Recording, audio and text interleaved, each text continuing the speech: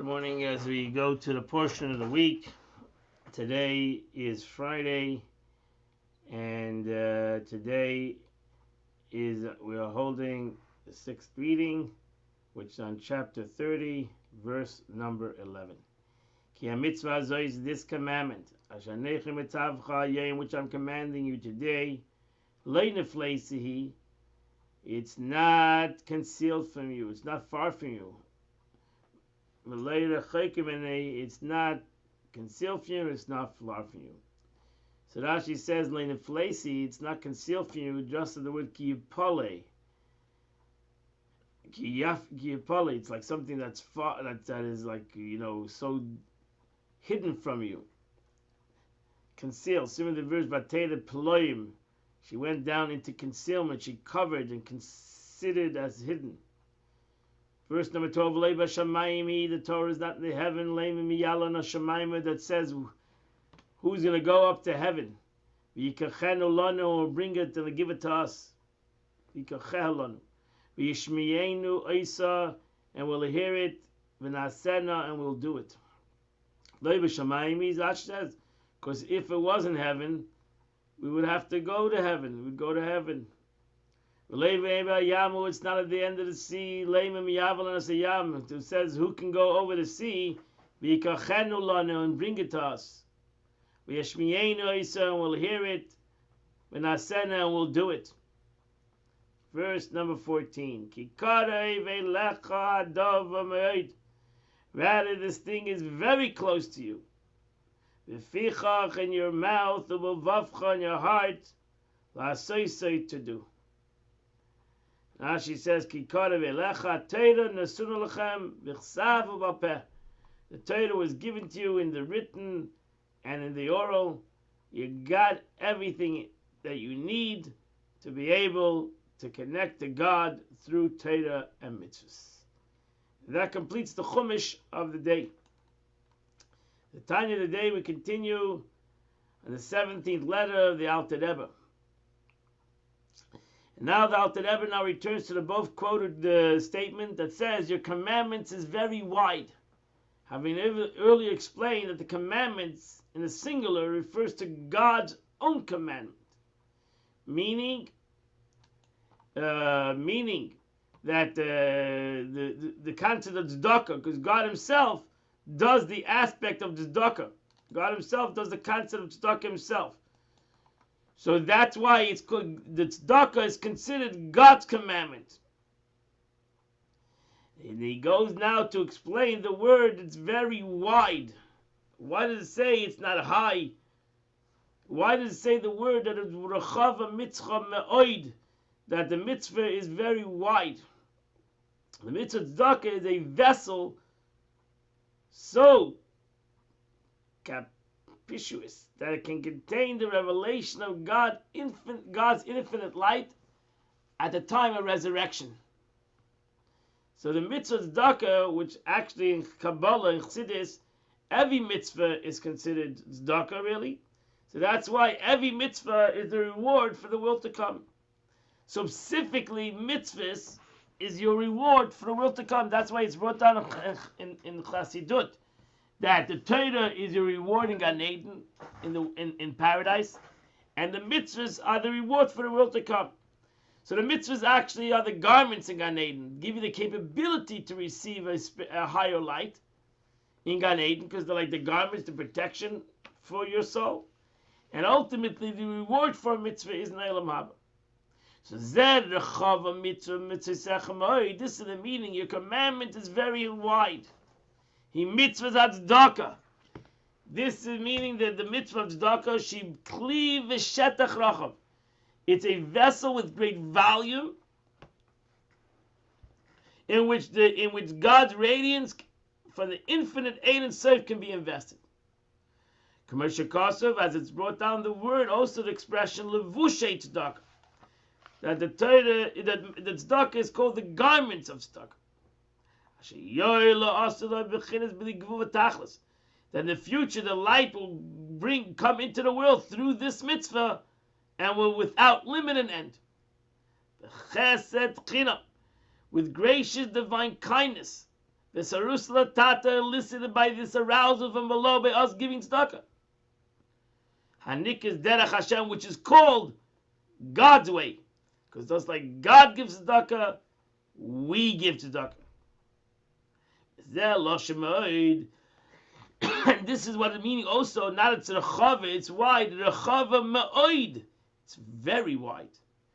What means very wide? Shubeli gvul v'tachlis. It has no limitation. It's endless.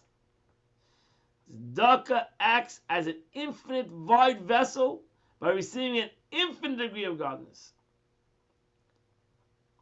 Avo l'kol tichla. The ECK, however, at the beginning of the verse it's quoted above, it says, to every tichla, to every conclusion, I've seen an end. Tichla mloshin kalois nefesh. Tichla, the word tichla means kalota nefesh. Kalota nefesh means the intense yearning at the point to expire, where the soul is ready to expire. Shebeganei. Shebechinas kates, over there is an end. V'tachlev and simple, over there in Gan Eden, where the soul is separated from the body, over there is an end.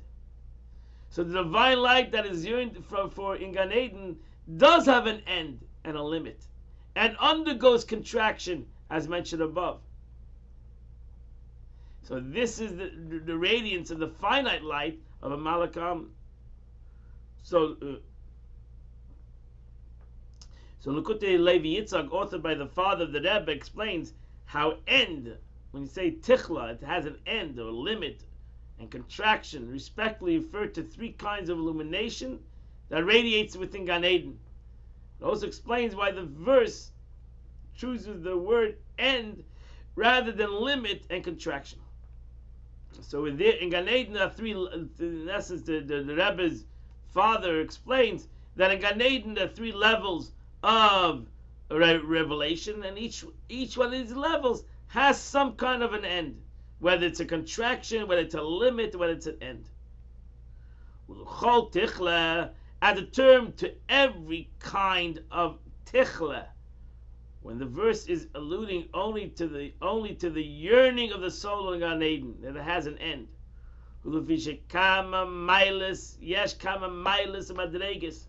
There are many levels, numerous levels and rungs in Gan Eden, one higher than the other, to the utmost of level. So that's why, as it brought down Likutei, the gatherings of the teachings of the Arizal, of blessed memory, an explanation of teaching of our sages of blessed memory, that said, Torah scholars have no rest in this world, nor in the world to come. If you understand what a Torah scholar is, a person that is a learned person continues to learn in this world, continues to learn in the world to come. They continuously rise from level to level in the grasp of Torah, which has no end. So therefore it has no end in this world, and it surely has no end in Gan Eden. So when do they get their rest? Adachatia, that only happens after the resurrection of the dead, when they will have rest. Because then there's a time when day will be Shabbos and rest. It says when Mashiach comes, especially in Tchis HaMesim, when there will be the resurrection of the dead, it will be Yom Shekula Shabbos. It will be a day that is completely Shabbos.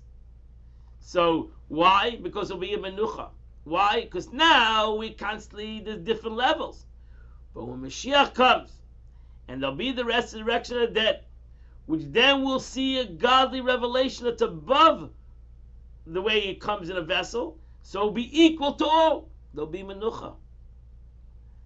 That's it. At that time there will be the revelation of the radiance of God's essence that utterly transcends levels. Elevation from level to level will thus not only impossible but also unnecessary. At that time, mortal souls will finally find repose or find rest, and the light and the radiance of God's essence. So, Mir Hashem, Mashiach comes, until Mashiach comes, we don't have menucha. Not in the world, not in the spiritual world, not even if they're 120 years old, in Gan Eden, you don't have menucha. You continue to work and go higher and higher and higher. When Mashiach comes, there'll be menucha, there'll be the concept of rest. That completes the Tanya of the day. The Tillim of the day is the 26th day of the month, which is half of the second half of chapter 119. And since today is the 26th day, then the Tillim of the three chapters of the day are 76, 77, and 78.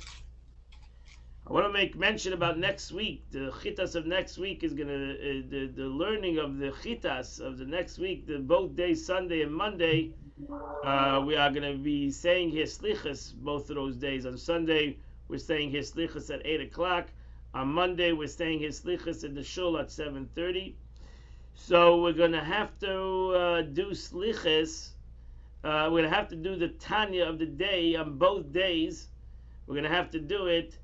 At Sunday, we're going to have to do it at 9:15, and Monday, we're going to have to do it at 9:30. On Sunday, we're going to have a class in Chassidus here at Tanya. We're going to have it at 10 a.m. And I wish you all a wonderful and beautiful, phenomenal Shabbos. Have a wonderful... Amen.